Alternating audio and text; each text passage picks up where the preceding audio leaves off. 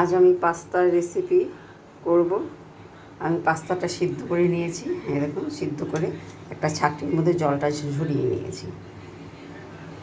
Butter নেওয়া হয়েছে, 2 চামচ ময়দা নেওয়া হয়েছে এখানে।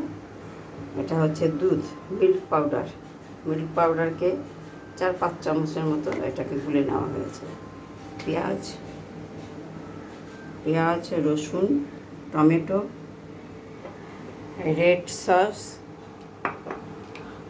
সিজওয়ান সস, একটা মিউনিস।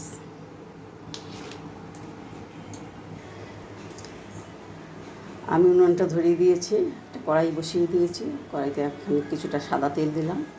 আগে বাটার দিবেন না, সাদা তেলটা আগে দিলে পরে তো বাটারটা হয় না, উড়ে যায় না। সামান্য সাদা তেল দেওয়ার পরে যে আমি বাটারটা দিয়ে দিলাম।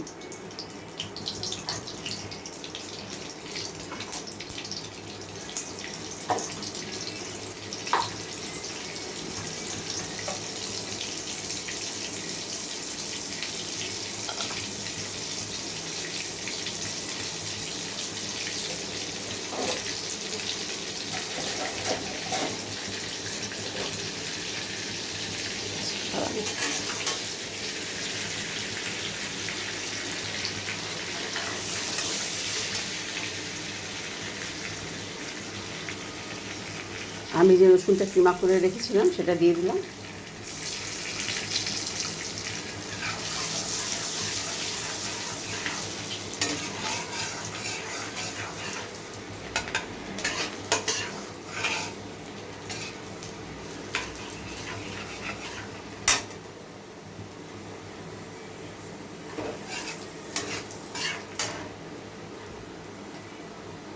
পেঁয়াজ কুচিটা দিয়ে দিলাম।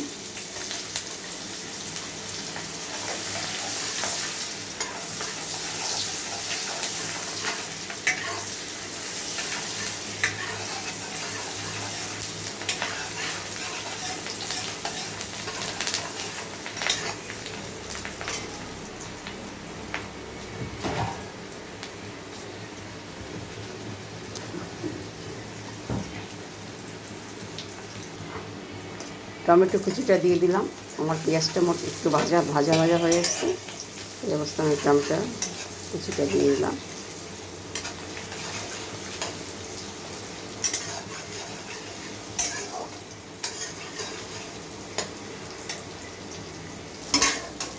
পেঁয়াজটা লাল করে ভাজবো না, এই যে হালকা ভেজে নিয়েছি। এখন এই ময়দাটা দিয়ে দিচ্ছি। ময়দাটা দিয়ে ময়দাটা এর মধ্যে ভেজে নেব, ময়দার কাঁচা ভাবটা চলে যাওয়ার জন্য। দেখুন,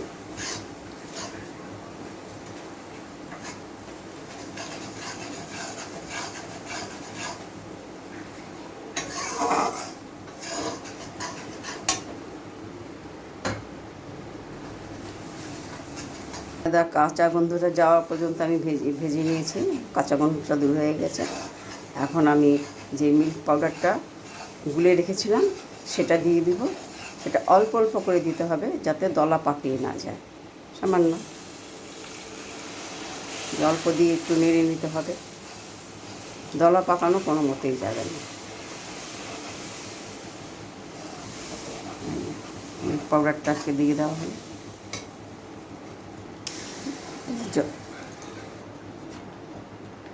শেজওয়ানটা এখানে দিয়ে দেওয়া হচ্ছে, শেজওয়ান সস।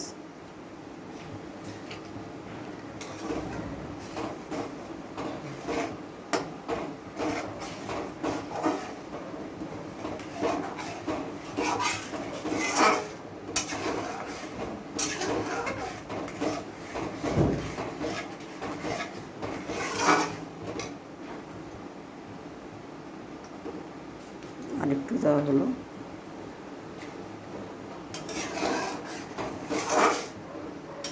কালারটা কত সুন্দর হয়ে গেল শেজওয়ান দেওয়ার পরে।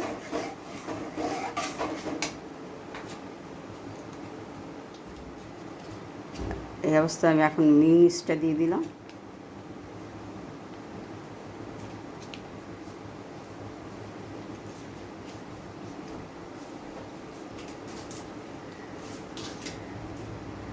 সেজওয়ান মিউনিস এগুলো আপনারা আপনাদের স্বাদ অনুযায়ী দেবেন।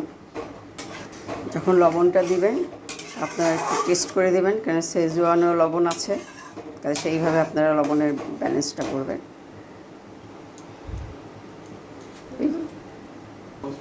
টমেটো সসটা দেওয়ার পরে দেখুন কালারটা আরও সুন্দর হয়েছে। এখন অরিগানোটা দেওয়া হয়ে যাচ্ছে, এই যে দেখুন, আপনারা আপনাদের স্বাদ অনুযায়ী দেবেন, খুব সামান্যই দেওয়া হয়েছে।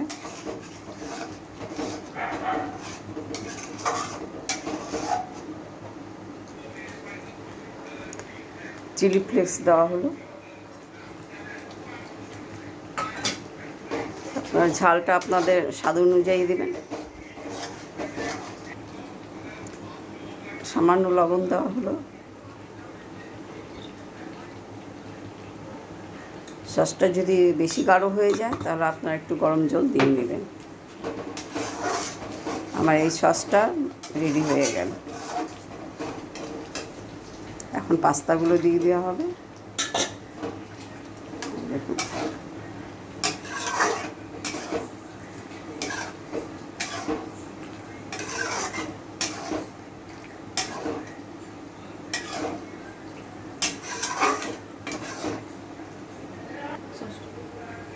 এই দেখুন,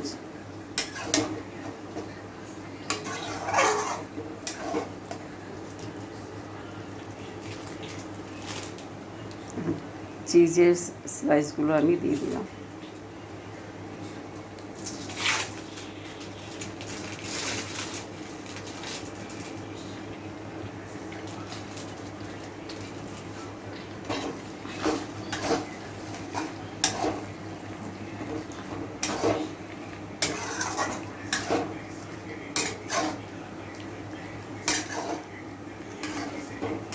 যদি বেশি ঘন হয়ে যায় সসগুলো তাহলে একটু হালকা গরম জল দিবেন।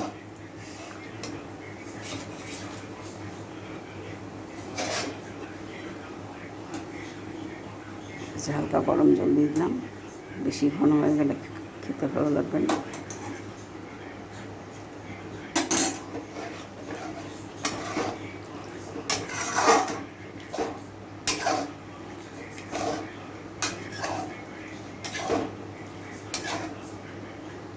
আমার পাস্তা রান্নাটা কমপ্লিট হয়ে গেছে, এখন আমি এটাকে ঢেলে নেব।